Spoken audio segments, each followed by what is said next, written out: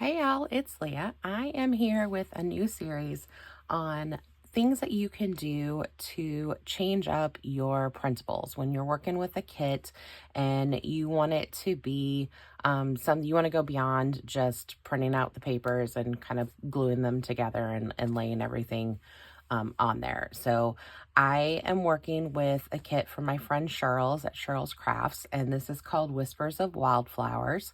And it is this beautiful kit with all of these gorgeous wildflowers and like barn board walls and that kind of stuff. And so it's just these beautiful colors, lots of butterflies, some birds, dragonflies, those kinds of things.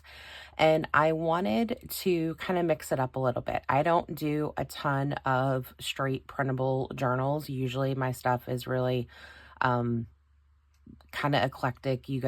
Most of you have seen my journals before. I like to really mix things up. And so when I'm challenging myself to just work with this kit and not bring in a bunch of other papers and things because I'm doing a design team project for her. So I really want to showcase her beautiful digitals. And so but I wanted to kind of switch it up a little bit and just show you what you can do with a kit when you get one of these beautiful kits.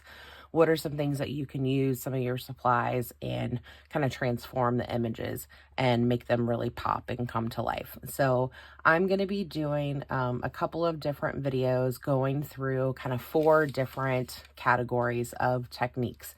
So I'm going to be talking about ways that you can distress the images, ways that you can add some shimmer, how can you add some layers, and then how can you add some texture. So right now I'm going to be focusing on ways to distress. And so we're going to be talking about things like tearing, like I've done here. And then we're going to do some gesso. So this is one that I'm going to work on right now. And so I'm going to show you how to do this. So this was a really bright image and I wanted to tone it down a little bit. And so you just use a little bit. I just use regular gesso. It's a primer. You can even add a little water to it to thin it a little bit if you want it to be even more opaque or more transparent. You can do that, but I just like kind of that whitewashed look that it gives. And then you can combine it with one of the other techniques that we're going to do today is paint splattering. And so you can, on here, I just splattered some like bronze watercolor paint. And so we're going to talk about that. And then we're also going to talk about some distress inks. So let me show you the gesso, the way that I do the gesso first. I usually start with some kind of paper down on my work surface. And then this is cool because once you kind of do some things on this paper, you can use it like for collages and different things because it'll end up having all of these really cool, like not necessarily, maybe some texture, but different kinds of patterns and colors and things. So this is one that I just did with a little bit of gesso, and I'm going to do another one just to kind of show you what it's starting with. So I'm starting with kind of a brighter image, and I just use a foam brush and just dip in a little bit, and I'm just doing it straight. I'm not diluting it or anything. And then I just give it kind of just a quick little brush. I like to work it in lots of different directions so that it doesn't look like it's painted all in the same direction. I kind of like those cross hatch looks on there. So it's just a quick, you're not saturating the brush or soaking it or anything, and just giving it a real quick kind of dry brush look. And that is it. And then you're just going to let it dry. Okay. And then next, set that aside for right now. We're going to take this one and I'm going to show you our paint splatter. And so we'll do it on this, but we'll also do it just on one that is not covered in gesso. So just to kind of see a different way of doing that. So I just have a little tray of, these are some pearlescent watercolors, and I think I'm gonna go, I think that's what I'm gonna do, kind of this sort of a, I don't know, kind of a pearlish pink kind of thing. And I'm taking a fan brush and I just kind of wet it. I want it to be pretty wet. I'm going to set this one aside for right now because I'm just going to work with this one for right now. And then there's different ways that you can do it, but I like to just kind of tap a little bit. You can kind of fleck it if you want, kind of flick it a little bit, but usually just a little tap. And it's hard to see. I can see it on there. I might do a different color because that's not really showing up too much. Maybe we'll go with like this, kind of a darker. We'll darken it up a little bit and add just some little flecks to that.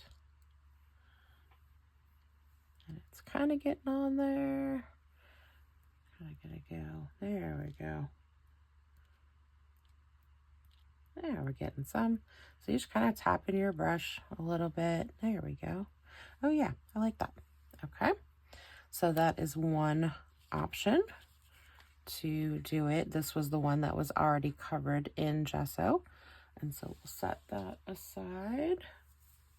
And then I'll grab this one. And I'm not really cleaning my brush off. I'm not dipping it in water or anything. I'm just tapping it on the paper. I think we'll do maybe some blue on this one. We'll go with this bright blue on there. Another thing you can use is a toothbrush. And I think, yes, I do have one. So we'll kind of try that. So you can kind of get that, kind of rub it, and then you just kind of flick it on there. And it really is getting on there. I know it's hard to see on, it might be hard to see on camera, but it is getting little bits of blue on there. There we go. Now we're getting it. So I'm just using tip of my finger and just kind of flicking that. Okay. You can see it all over my paper. So yeah, so it just gives a little bit. It just kind of makes your images pop a little bit. It gives it a little bit of sparkle. It just changes it up a little bit. So just a couple of different things to do. Next, and I realized I got stuff all over my things over here that I was gonna use. All right. So this one, let me put this away to the side. Close that up. And I'm gonna grab my splat box for this one because I'm gonna bust out some distress mica spray and give it a little distressed look. So this is antiqued bronze. So it's one that I like to use a lot. And with this, I like to spray from up high. So I'm really holding and I'm not even pressing all the way down on the nozzle because that would give you a huge spray. But I just kind of want some little splatters. And you can kind of see what we've got there. And that'll dry really nicely. Okay. And then lastly, we can sorry, set that aside. We can tear our images. So for this one, I thought I would just kind of tear around. And you can do this in two ways. So if you tear, pulling the image, the part that you're going to keep, if you pull that towards you, you're not going to get the white. But if you pull the part that you're tearing away, if you pull that one towards you, then you will end up with a white edge. So it just depends on the look that you're going for.